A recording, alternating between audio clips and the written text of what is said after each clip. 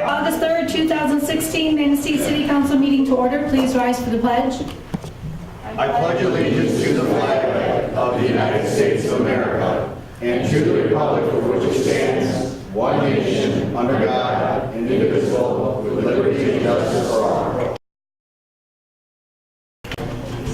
Michelle, will you please take the Mayor Kenny. Here. Councilmember Beaton. Here. Councilmember Zelinski. Here. Councilmember Goodspeed. Here. Councilmember Smith. Here. Councilmember Whittle. Here. City Manager. Here. City Attorney. Here. Finance Director. Here. Public Safety Director. Here. City Engineer. Here. Thank you. Public hearings, we have none. Citizen comment on agenda-related items. This is portion of the meeting. If anyone has comments on tonight's agenda, please come forward. Is there anyone who would like to speak on tonight's agenda? Seeing none, we'll move on to the consent agenda. All agenda items marked with an asterisk are on the consent agenda and considered by the city manager to be routine matters. Prior to approval of the consent agenda, any member of council may have an item from the consent agenda removed and taken up during the regular portion of the meeting. Consent agenda items include approval of minutes, cash balances, revenue and expenses, quarterly investment update, notification regarding next work session, consideration of DAV for Get Me Not fundraiser, and consideration of United Way Chili Cook-Off event request. I'll make a motion we take action to approve the consent agenda as presented. Second. I have a motion by Councilmember Goodspeed, supported by Councilmember Whitliff, to approve the consent agenda. Is there any discussion? Seeing none, will you please take the roll? Councilmember Beaton. Yes. Councilmember Zelinski. Yes. Councilmember Goodspeed. Yes. Councilmember Smith. Yes. Councilmember Whittle. Yes. And Mayor Kenny. Yes. Motion approved. Thank you. Unfinished business, we have none. New business. Consideration of the purchase of a 2017 police utility interceptor. Border Ford has a demo model police utility interceptor for sale for $39,995. This vehicle comes pre-equipped with lights, sirens, and a cage, among other options. Gordo Ford is a state contractor holder and is offering the vehicle at the state price. The light and cage package would typically have to be completed after the purchase of a car. This vehicle is included in the 2016-17 motor pool budget. Is there a motion to authorize the purchase? I'll make it. Second. I have a motion by Councilmember Goodspeed, supported by Councilmember Whitliff, to approve the authorization of the purchase of the 2017 police utility interceptor. Any discussion? I have a question. Okay. The car itself is about 27,000, right? Yes. It's Okay. actually 2016, Your Honor. The vehicle is 2016, Oh, not 2017. That might be my error on there. It was printed wrong here, but it's actually 2016, the demo model. Cost. That wasn't the question. You said it was 27,000 for the car itself. $27,130 for the vehicle plus accessories. Okay, so you got about 12,000. The accessories were about 12,000, right? Okay.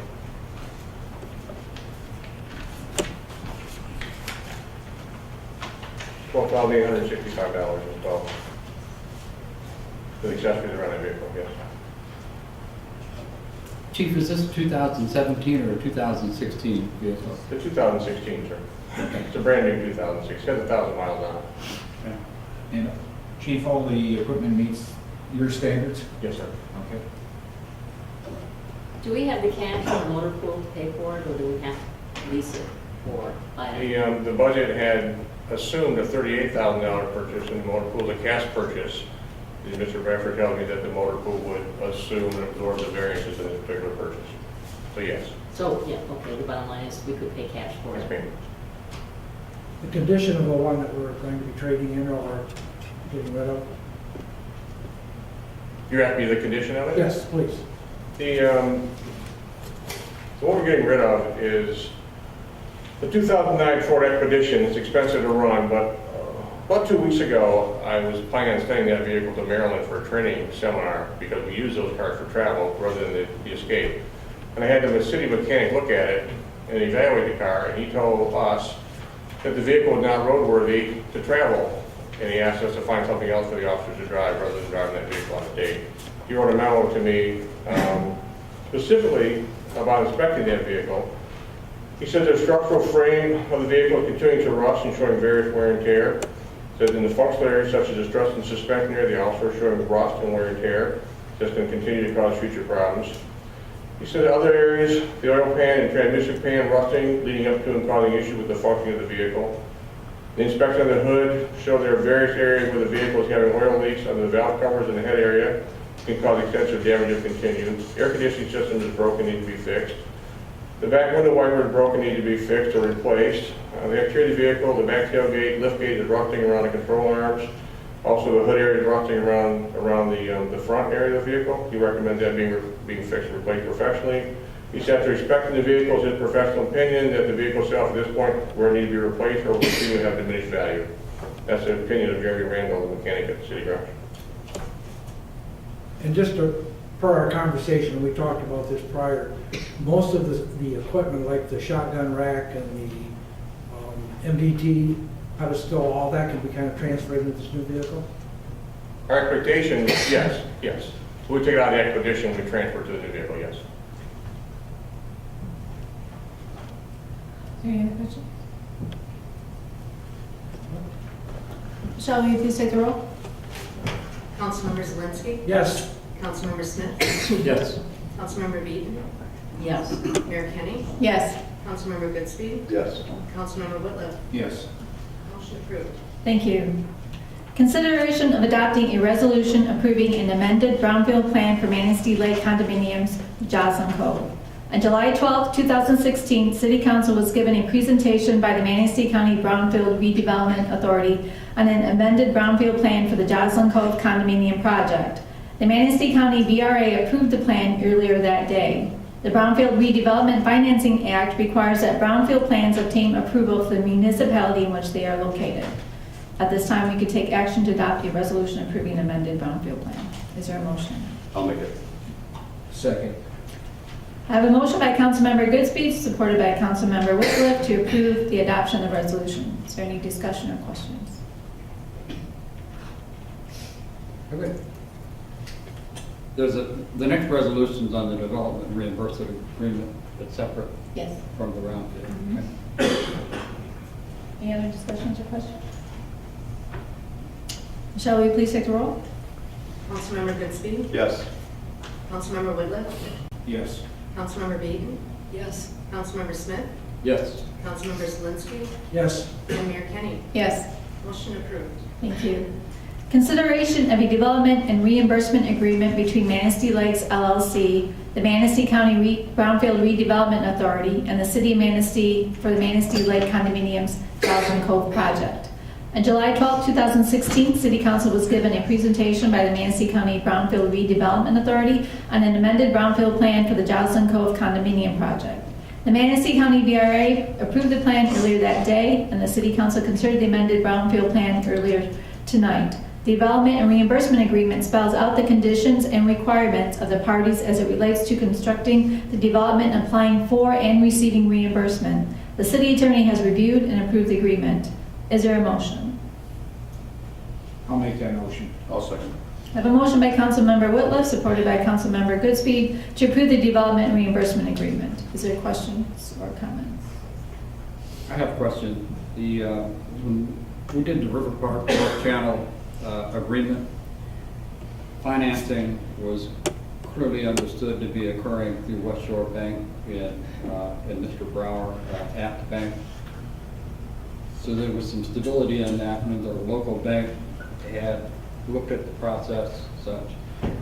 In going through the entire agreement and having another party look at the agreement, there's no such indication of where the financing is coming from and how this project is going to be paid for in the development agreement. The principals of this group is one of the remaining members from the original group that started the Joslyn Cove project and went bankrupt, defaulted on the loan. And I'm just personally not comfortable without some sort of establishment of some financial guarantees or where the financing is coming from, or what resources are going to be available once we start this, so it doesn't come to an abrupt stop again. So Mr. Radford, do you know anything about their financing? Councilmember Smith, I do not know anything about their financing. That's not typically part of the development agreement. What I will say, though, is they have very strong incentives to finish this project within 48 months, because for every month after that they don't finish it, they lose 4% of the remaining balance of eligible activities, which is about $950,000. That's a lot. That's a significant financial penalty. And as you heard Mr. King say at the work session last week, or maybe even 2 weeks ago, that they intend to try to get in and out as fast as they can. But as he said, there are no guarantees, and a lot of it will depend on the market. But their intention is to finish the project by 48 months and move on to the next thing. Mr. Bradford, do we do performance bonds? I believe we did a performance bond on the river, the development on the river. When do we do performance bonds and when don't we? We typically wouldn't do a performance bond on something like this. You might have one on a project that the city is building. Normally, we build in the protections for the city in the development agreement. And for example, on Joslyn Cove, the city doesn't have to put out any money to rehab the Arthur Street and or Joslyn Cove pump stations until the project's completed.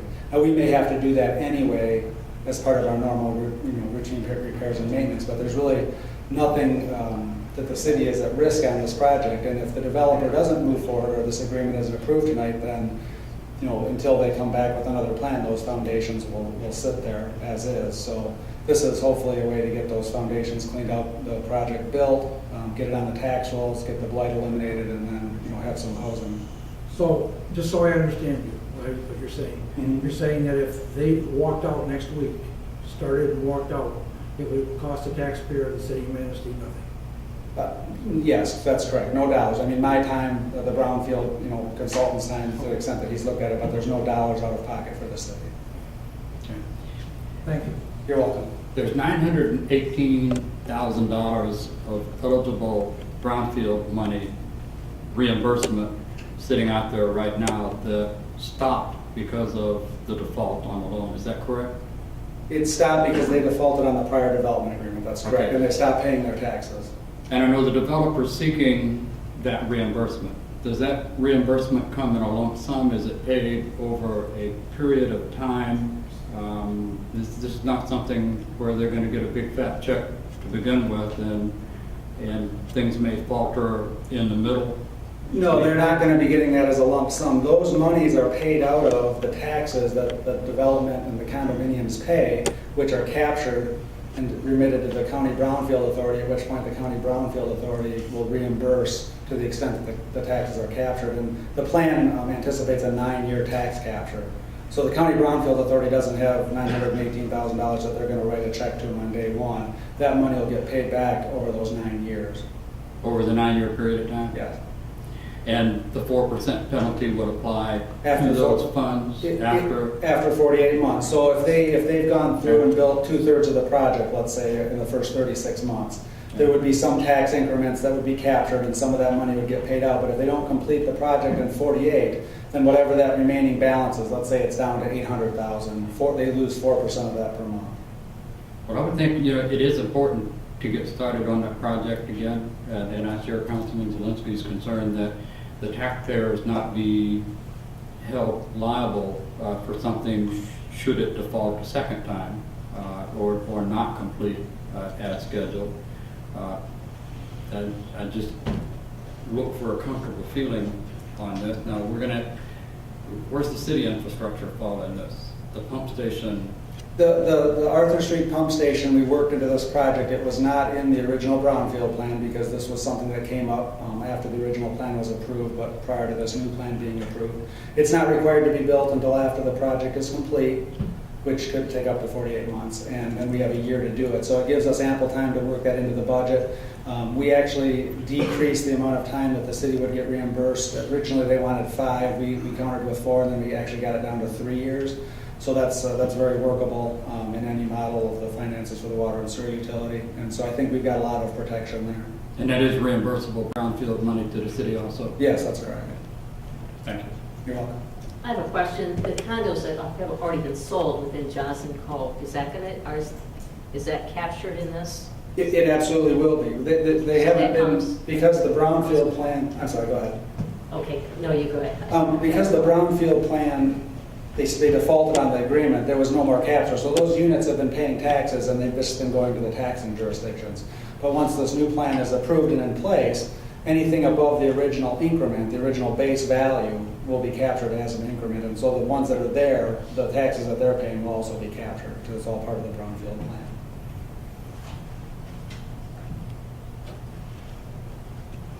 Any other questions? I'm still somewhat uncomfortable with the financing aspect of it without knowing who their investors are or what banks they're working through. I mean, we can request that they provide that information, but I think it would be, the developer's call as to whether they wanted to provide that or not. We don't typically ask for pro formas or that sort of thing when we're doing these types of agreements.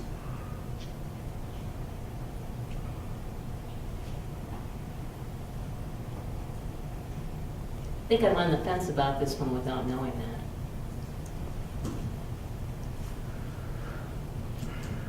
Any other questions, comments? Thank you. Michelle, will you please take the roll? Councilmember Smith? Yes. Councilmember Whitliff? Yes. Councilmember Goodsby? Yes. Councilmember Zelinski? Yes. Councilmember Beaton? No. And Mayor Kenny? Yes. Motion approved. Thank you. Next, we'll move on to notices, communication, and announcements. A regular part of each council meeting is a report from a cooperating agency, organization, or department. Tonight, we'll hear from Mr. Mark Federer, who will report on activities of the Museum and Historic District Commission. Hi, I'm Mark Federer, Director of the Museum. I'm very happy to be here this evening speaking to you about what we've been up to over the past year at the museum. As normal, this presentation will be delivered in three parts, three very brief parts.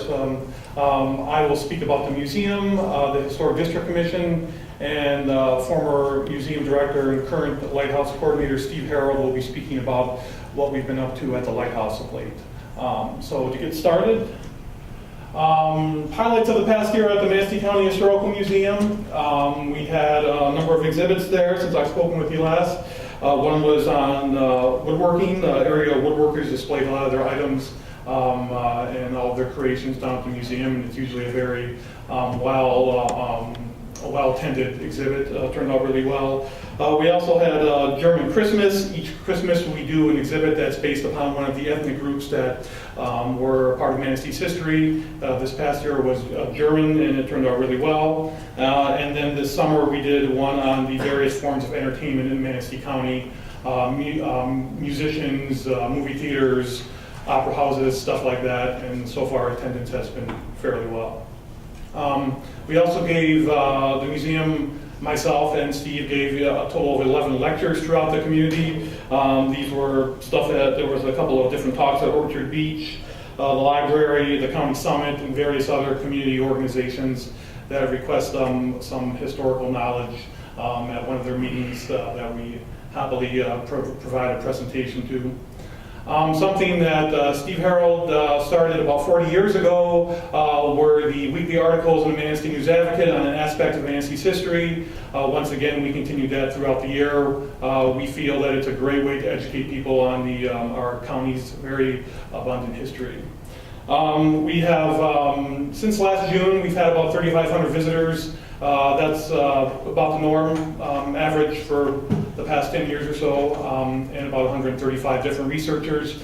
Believe it or not, people come from around the world to Manistee to do research on their ancestors. People from Poland, people from Germany, people from Sweden, and they make a week of it.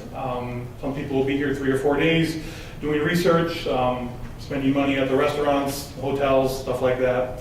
So it does happen. Actually today I had about 6 different researchers from various parts of the country alone. So it's always kind of a neat thing to see. So it's always a lot of fun. 2016 exhibits, we have an upcoming exhibit this fall on politics and politicians in Manistee, as well as Polish Christmas, which is usually a pretty well attended exhibit. Also, the museum has partnered with the Visitor Center to create a new walking tour booklet. We did one about 2 years ago, and we're going to create an even bigger one. To go along with the booklet will be accompanying videos that will be, people will be able to scan with QR codes in the booklet, and that will lead them to a website that has a video on, say, the First Congregational Church, or the Buckley House, or one of the buildings downtown. So I think that's going to be kind of a neat thing and a new aspect as a way to promote all the neat historic buildings and history that we have here in Manistee. Are there any questions on any of the things in regards to the museum at all before I move on to the Historic District Commission? Okay, moving on to the Historic District Commission. We've had a busy year as usual. There have been a couple of lots of different items that that I've worked with different property owners on, as well as the Historic District Commission has worked with. But I'm just going to include a couple of them here because we could be here for a while if I go through item by item, and I don't want to do that. Neither do you. We work with folks, Mr. Lindeman, who purchased a building here at 308 River Street. He put a whole new front on the building, new awning, fixed it up, looking really great, as well as a number of windows on the back as well. He plans for more updates and features as time goes on, but I think he's really made the building appear very nice. 80 Washington Street, River Park Place, the Historic District Commission assisted improving the new design and some different things that they had to amend from their original design work about a year and a half ago.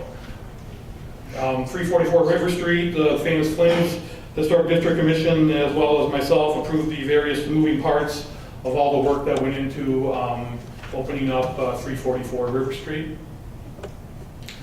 Special attention to Joe Mathewson, who has done an outstanding job of fixing up his storefront.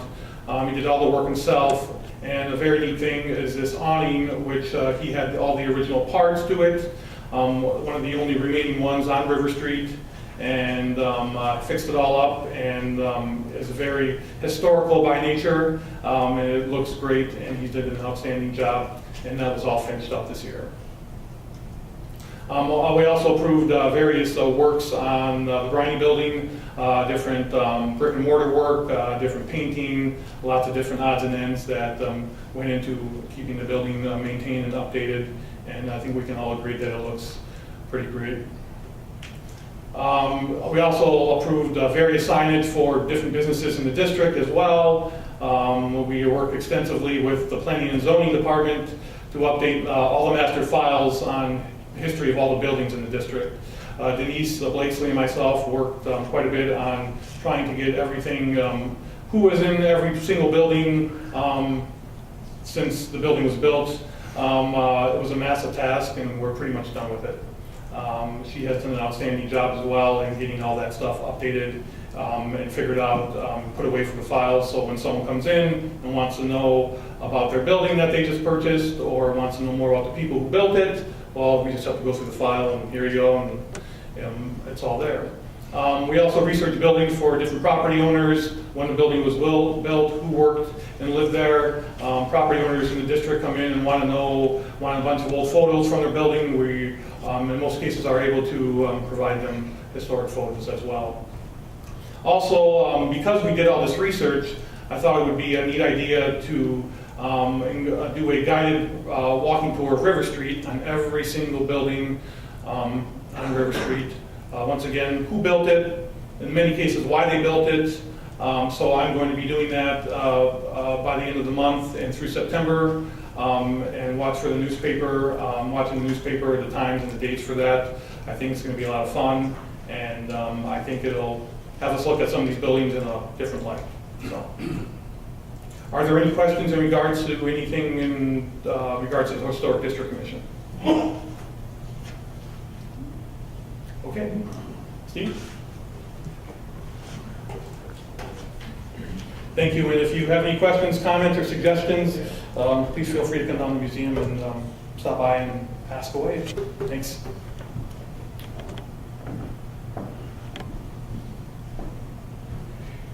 Good evening.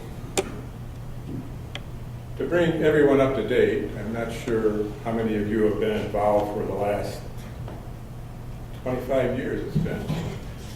In 1991, the Coast Guard decided to get rid of all of their elevated walkways to anywhere in the United States, including about 10 on Lake Michigan. As part of that, they offered them to the municipalities. And consequently, Manastee's elevated walkway to the lighthouse was acquired by the city in 1991. It's a relatively simple process at that time.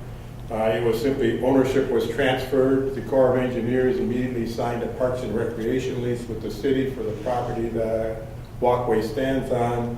And I think the community raised $150,000 and did considerable work on the walkway.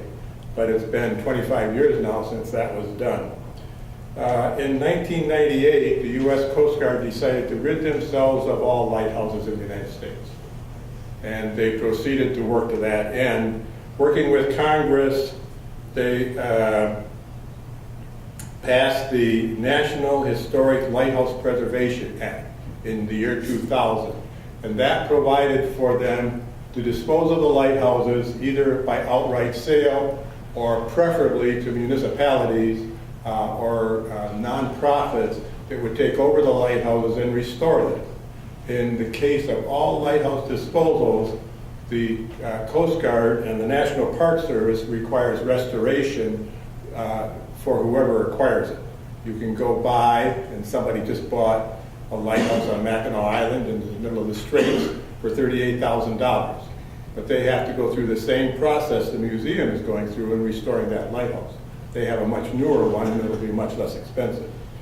The Manistee Lighthouse was advertised for disposal in 2008. And at that point, it's turned over to the GSA, the Government Services Organization, to dispose of it. They immediately start looking for municipalities or nonprofits to take it over. At that time, I started working with the city for a partnership to acquire and preserve this lighthouse.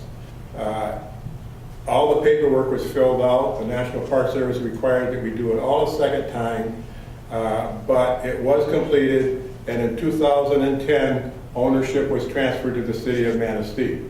At the same time, the museum signed a 50-year concession agreement agreeing to accept all responsibility for the lighthouse, including complete restoration, preservation, and at some point in the future, opening it to the public for visitation as people are interested. It was estimated, I think we found a painting contractor for the city who estimated about $125,000, $130,000 to paint the thing inside and out, remove all the lead paint, but to paint it, and we started working from that number. We've been at that for 5 years now. You could say it was a 5-year plan to get it painted, preserved, and in good shape. We succeeded, as I'm sure you're all aware, in getting it painted this year. Along the way, the state suggested that we acquire an historic structures report. And the historic structures report gives you a history of the things. It gives you a complete analysis of every item in the lighthouse. It gives you estimates of cost of preservation. It gives you complete guidelines for preservation. We're still working on that. It's 95% complete. Hopefully it's 98 or 99% complete. The state of Michigan funded $20,000 of that. The architect who won the bid had bid it in at $31,500. That bid, at the state's suggestion, included a historic structures report for the elevated walkway also. That was at a cost of $6,000, which was included in the $31,500. As I said, the state paid $20,000 of the or they will pay. It's the same thing as you're talking about in these other brownfields, etc. When you get everything all done, the state will let you have the money. You got to find the money someplace else to pay the bills and prove you paid the bills before the state will give you the money. But in any case, we're getting there. As you know, we painted it this year. It was painted by MIM Enterprises of Hamilton, Michigan. They have restored something like 14 lighthouses. They have the architect who's doing the work on it and who handled the construction management for the paint job has done something like 20 lighthouses that have been preserved. The cost of this year's work is about $175,000. That included the specifications sheet said restore the exterior of the lighthouse. We were thinking about removing all the lead paint. We were thinking about painting it. We were thinking about restoring the lantern. And the MIM Enterprises come in and they did virtually everything. They stripped it of all the lead paint. They did a process that neutralized all of the existing paint on the lighthouse before it hit the pier. So it was neutralized and all the lead was chemically altered to a non-toxic media before it hit the pier. That, all the stuff that was blasted off was collected, was bagged up, it was sampled, every bag was sampled and tested in Kalamazoo, and every bag came back, every test came back lead-free. And at that point, somebody came to me from MIM Enterprises and said, the garbage guy isn't going to haul this stuff to an ordinary landfill until you sign off as the owner of the paint. So I signed my name. So hopefully I'll be here another year to report again. So the paint was all removed. It's painted. It has 4 coats of paint on it. There is a zinc chromate primer on it. Most of us didn't know you could still buy zinc chromate primer, but it has a base coat of zinc chromate primer, and then there are 3 coats of epoxy on top of that.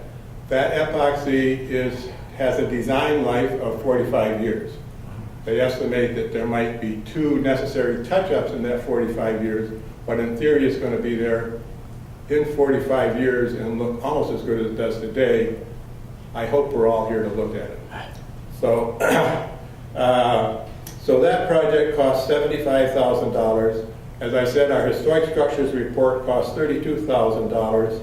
We were also spending about $5,000 a year on administrative costs in the fundraising and management of the entire project. And to date, we still have money in the bank. And the way it looked to me a week ago, I'll have money in the bank at the end of the year. As I'm sure, as was in the paper, I wanted to paint the interior at this time. And if I had been able to do the interior at this time, I could have done it for $38,000.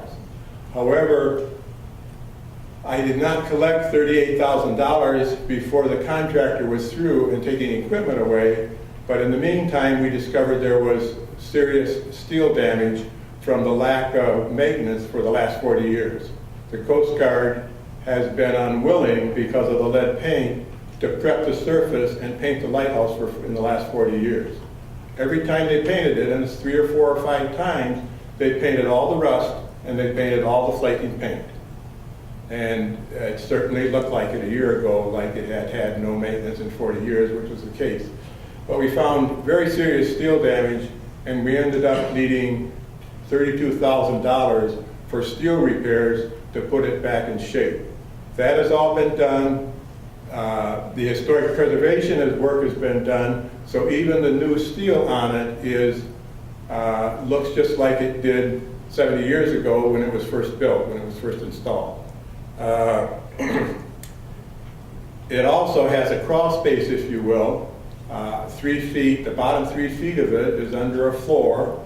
The Coast Guard, 15 or 20 years ago, cut a hole in the side of that crawl space, we'll say 6 inches in diameter, put a little A-frame thing over the top of it, and let the water run in the crawl space and run out for the last 15 or 20 years. That caused major damage in that crawl space. In the meantime, the Coast Guard has de-electrified the lighthouse. They gave up on putting electricity to it, despite spending tens of thousands of dollars to get the electricity out there 15 or 20 years ago. They abandoned their power cable and solarized the lighthouse. In the meantime, the people on the beach complained about their wire that went out to the lighthouse, and so the wire was collected by the city. And it was all collected, found to be of no value, and it had copper wire in it that was the size of a thread. So everybody imagined it was worth $10,000 or $20,000 in excess copper, and in reality it had this copper in it that was the size of a thread. It had 4 minimal things. So it was collected, and the city left it on the beach one night to come back and take it to the dump the next day. And fortunately or unfortunately, it all disappeared overnight and was gone, and nobody had to think about it. In the meantime, we have a lighthouse without electricity. And to open it to the public, I will have to have electricity in it, but that's another challenge for another year. This elevated walkway, for your information, which the city owns, it's been 25 years since it had maintenance. In the historic structures report, it's been found to be 1,150 feet long. It is estimated that the current restoration cost for the walkway would be $485,000. The zoning department will have copies of this report and will have the elevated walkway information on hand in their office. St. Joseph just restored an identical elevated walkway that was 1,700 feet long, and it cost $1.7 million. MIM Enterprises did this, and despite the fact that every leg of that walkway is 4 angle irons riveted together with more than a 1/16 of an inch, close to an 1/8 of an inch of rust in between every angle iron at this point.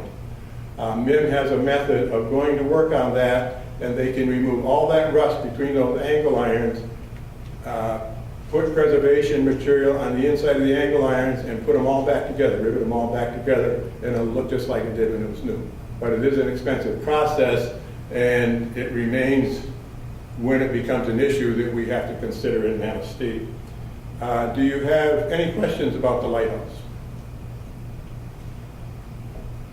Got you all stunned. It was beautiful. Looks good. I think we can all be proud of it. Everybody who put up the,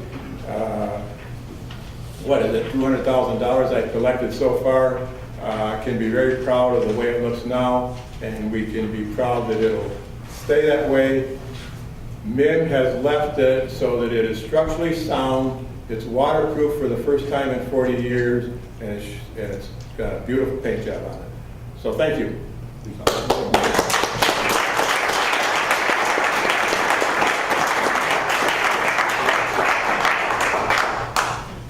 Next, we'll move on to concerns and comments. Citizen comment. This is an opportunity for citizens to comment on municipal services, activities, or areas of city involvement.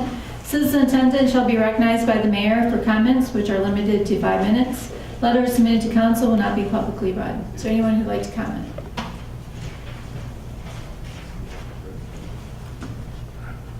Seeing none? No, yeah, I don't know if he was around. I think there's a few people that would like to Okay. comment. Please come forward, state your name and address, please. Good evening, my name is Ryan Kieskowski. I live at I forgot my address, Pine Street. 618 Pine Street. There's a couple things on my mind, and I think it's important that you hear them because, you know, everybody wonders why there's not a lot of young people in this area and a lot of young people doing investment. An investment could be from community involvement, or it could be in terms of financial. And I would be very displeased if somebody was taking my property just as the city has got a ruling to take property for the 12th Street. From the people that I've talked with in the city, and I don't know whatever happened to it, I think the safest avenue would be to have that street be a one-way street. I mean, I come down there every morning at 7:30 in the morning on my way to Ludington, and it's always congested down there. And if you're dispersing everybody out off of Tamarack, I think it's gonna be a much safer place. And with it's a shame that it has gone this far, that Dave and Hillary Edmondson have had to spend all this money to fight for their property, when I think there's a much better solution to it. And I would ask that since it's an election year, that maybe the city hold on this project until the election is over. You have new council members, you're gonna have a new sheriff, our chief of police, and we look at a better idea to make that a safer street. I don't think at going two ways, it's safer. You're having people racing up and down that street. And so I would ask that the city reconsider this option and look at a different alternative. From my knowledge, and I don't know, maybe you can correct me if I'm wrong, I haven't seen any studies. Have we done any studies that is going to tell us what is the best result? Other than just spending a bunch of money in court to get an award from a judge that says we can go ahead and take these people's property? I mean, Dave and Hillary do a lot for this community. They coach 5 different sports. I mean, these are people that we want in our community. And yet, our city is chasing them out. I mean, it's very clear that, you know, what you have done has caused them to consider leaving this community. And when I go back to what I originally said, you know, community investment could be in a lot of different things, whether it's financial or it's an individual contribution. And in my opinion, this family gives a lot more to this community than a lot of other people. And I think any parent, and I'm a parent as well, you know, if my kids get to that point, you know, I would love to have them, they're role models as a coach for my kids. And it's a shame that it has gone this far. And I don't see why we can't look at some other options to figure out how they can keep their property, give their kids a place to play in their front yard, and figure out a better solution for 12th Street. So I would just ask that the council reconsider this, maybe have some, you know, a work session or have a public input session to look at some different things. Because to my knowledge, I haven't seen any designs. Has there been any design proposals by engineers of what that roadway is going to look like as a two-way street? So that, you guys answered my question is no, correct? No, the engineers have looked at it. I'm sure you have about 30 seconds left for your 5 minutes. So, well, you guys just answered my question there. No. Thanks.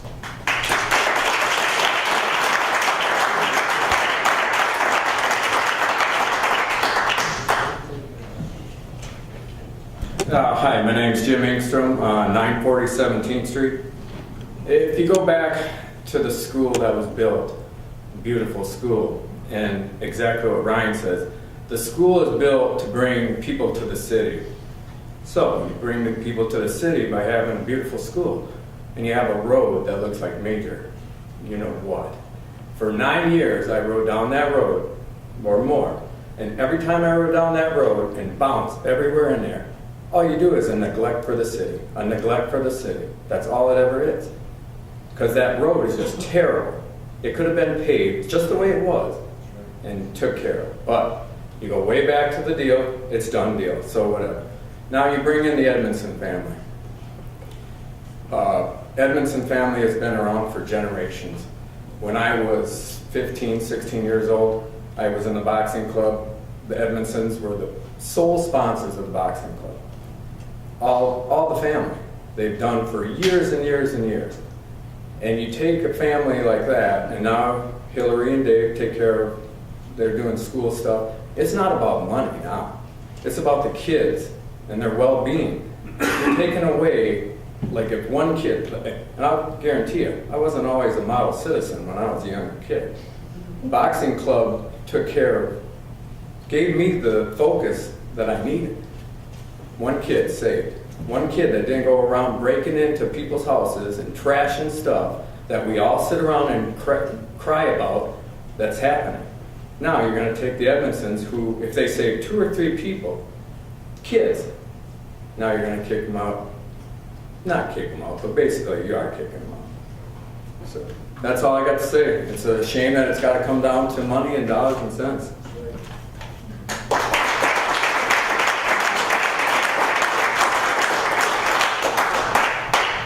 Does anyone else like to comment?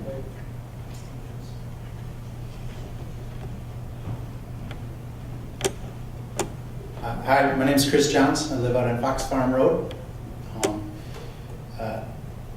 Officer Bachman informs me that this is we actually held kind of an informal protest outside. First one that he's seen in 18 years. So I hope you guys enjoyed that a little bit, because this was very peaceful.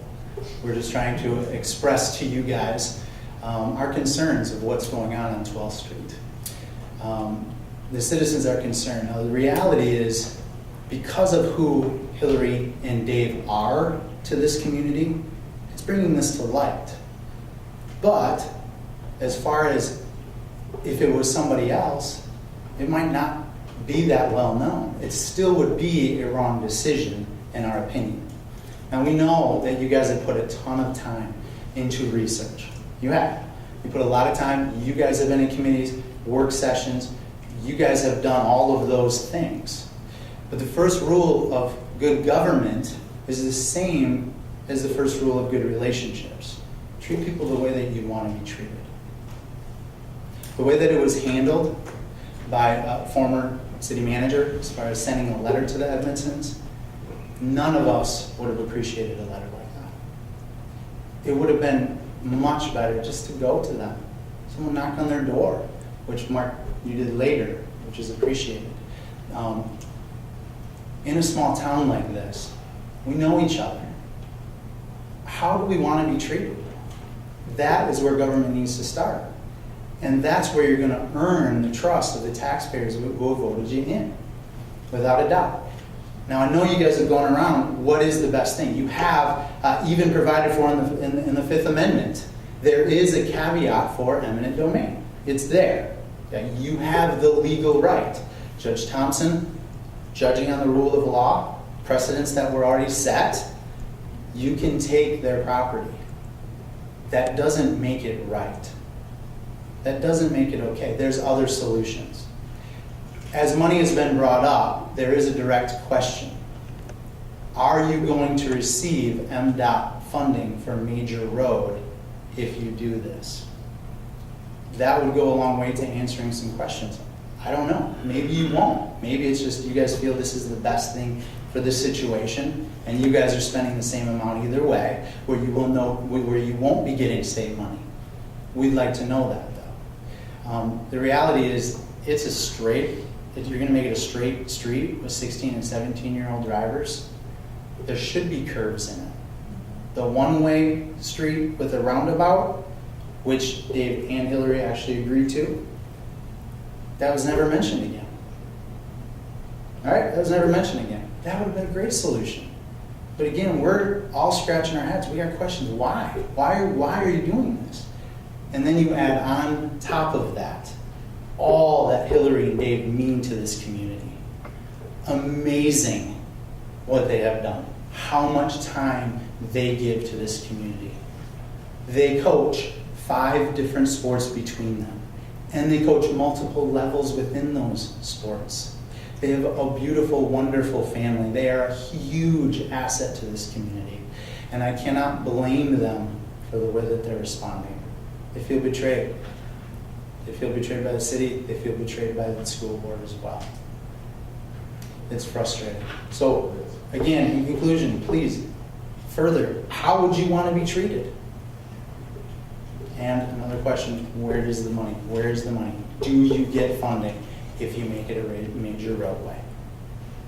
And I hope you didn't choose money from the state over citizens that mean so much. So, thank you for your time.